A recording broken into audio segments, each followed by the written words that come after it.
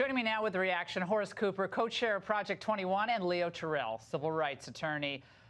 Leo, let's start with you. Were you at all surprised Erica Thomas's supermarket showdown went viral and people instantly leapt to thinking this must have happened exactly the way she recounted it? No, I'm not surprised, but I'm disappointed, Laura, that you don't see at this point the real issue here about this racism that exists.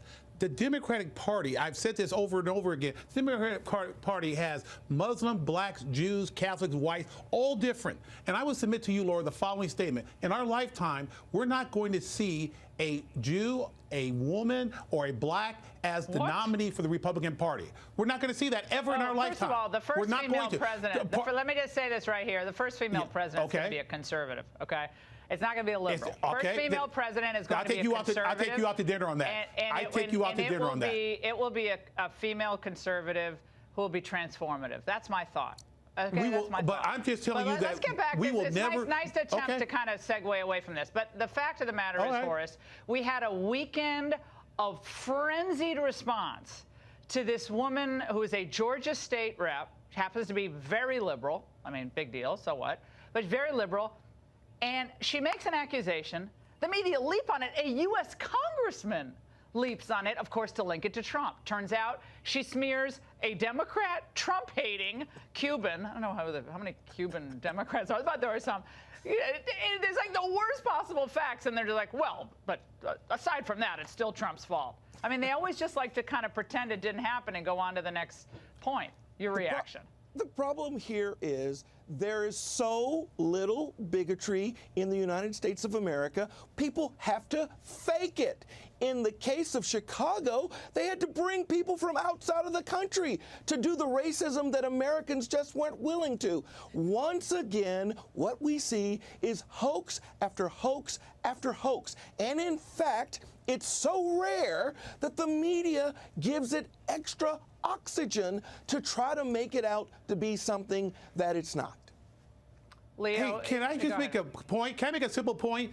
I saw a brilliant show yesterday. It was called Sunday Show with Chris Wallace, and he was with Stephen Miller, and he brought the same issues that those other networks brought up, Laura, and I didn't see a clip from that. It was Miller brilliant. Gave great answers, too. Chris.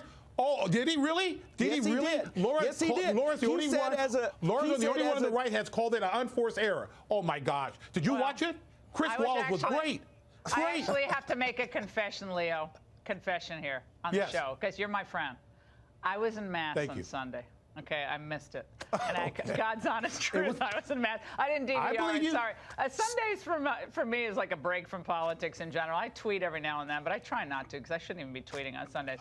But look, yeah, I have no doubt that Chris raised it as well. But it doesn't change the underlying fact. And Steve Miller answered it. And he explained how offended he is as a Jew to hear the AOC squad call American detention centers concentration camps. And I want to know why that's okay and that's not considered bigotry.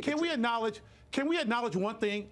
The Democratic Party, on a percentage basis, have Muslims, Catholics, blacks, and women much more in their party than the Republican. It's communication. Leo, let's talk about one moment of just a point of privilege here on that line. Is the pro-life Democrat movement a very strong movement in the Democrat Party? Because last time I checked, they drummed out pretty well every last one of the pro-life Democrats that had a speaking role at the convention. Or did I miss that? Where was that? Well, I think there's a pro-life Democratic senator. Oh, yeah, there's like pro-life Democratic senator on Is he in Pennsylvania? Am I wrong? 25 years ago. Yeah, 20 years ago, maybe. That Democrat Party is over. Horace, Leo, always great to talk to you. Always great to have you on. I have to get to our next panel. We are jam-packed tonight.